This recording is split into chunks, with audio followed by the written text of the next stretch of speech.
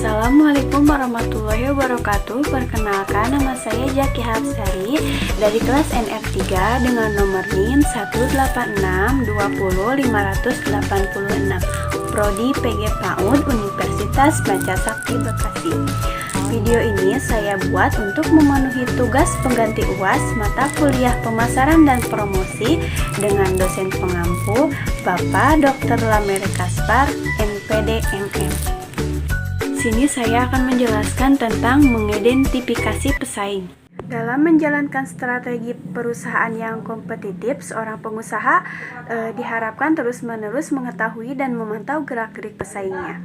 Informasi mengenai kegiatan pesaing harus sering didapat dan dianalisis yang bertujuan agar perusahaan mengetahui keunggulan pesaing dalam bidang mana serta di mana letak kelemahan pesaing sebagai bahan evaluasi perusahaan atau bisnis dalam dunia usaha yang sportif dalam berkompetisi.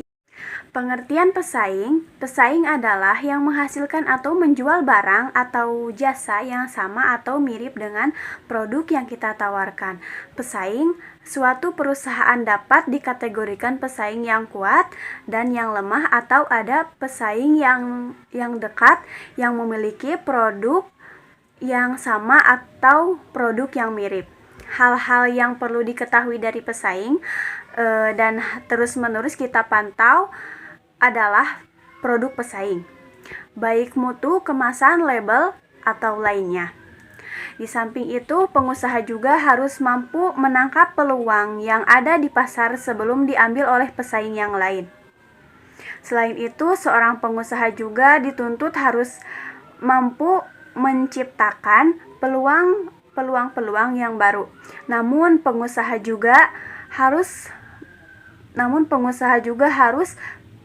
tetap waspada dengan setiap ancaman yang ada sekarang dan di masa yang akan datang. Apa saja yang perlu diketahui dalam persaingan? Berikut adalah hal-hal yang perlu diketahui dari persaingan adalah tentang kelengkapan mutu, desain, dan bentuk produk, harga yang ditawarkan, saluran distribusi atau lokasi cabang yang dimiliki, promosi yang dijalankan, rencana kegiatan pesaing ke depan. Untuk memantau kegiatan pemasaran pesaing terhadap istilah analis pesaing, kegiatan inti meliputi mengidentifikasi pesaing, menentukan sasaran pesaing identifikasi, strategi pesaing analis, kekuatan dan kelemahan pesaing, menentukan sasaran pesaing identifikasi, reaksi pesaing dan strategi menghadapi pesaing. Dari kegiatan-kegiatan di atas akan diketahui siapa pesaing kita, apa sasaran yang ingin mereka capai, bagaimana strategi yang mereka lakukan, apa dan di mana kekuatan dan kelemahan pesaing, bagaimana pola reaksi mereka, siapa yang perlu diserang lebih dahulu, bagaimana cara menyerangnya, pesaing mana yang harus dihindari lebih dulu. Dengan kata lain, analis pesaing berfungsi untuk membuat peta persaingan yang ada sekarang dan masa yang akan datang. Pesaing bisnis, identifikasi pesaing. Untuk mengetahui jumlah dan jenis pesaing serta kekuatan dan kelemahan mereka yang mereka miliki, perusahaan perlu membuat peta persaingan yang lengkap. Dengan demikian, memudahkan untuk menetapkan langkah selanjutnya. Identifikasi pesaing meliputi hal-hal sebagai berikut.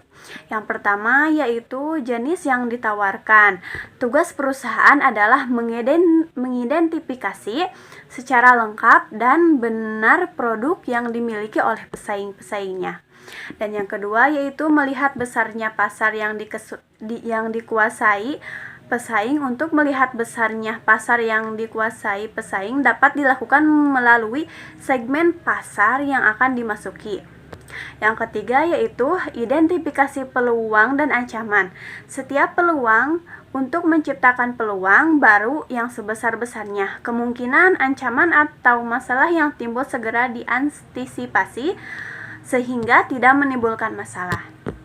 Dan yang keempat yaitu identifikasi keunggulan dan kelemahan. Identifikasi keunggulan dan kelemahan berarti memetakan atau mencari tahu keunggulan dan kelemahan yang dimiliki oleh pesaing. Identifikasi ini dilakukan dari berbagai bidang, misalnya kemasan, harga, distribusi, lokasi, serta promosi analis. Kekuatan yang dimiliki pesaing harus dipertimbangkan, mengingat mereka dapat pula memanfaatkan kekuatan untuk melakukan serangan balik. Sementara itu, mengetahui kelemahan pesaing memudahkan perusahaan untuk melakukan serangan balik. Dengan melakukan langkah-langkah analis pesaing di atas, kamu dapat menentukan kompetitor dan langkah-langkah yang tepat untuk bisnis kamu. Cukup sekian dari saya, mohon maaf bila ada salahnya. Semoga bermanfaat ya. Wassalamualaikum warahmatullahi wabarakatuh.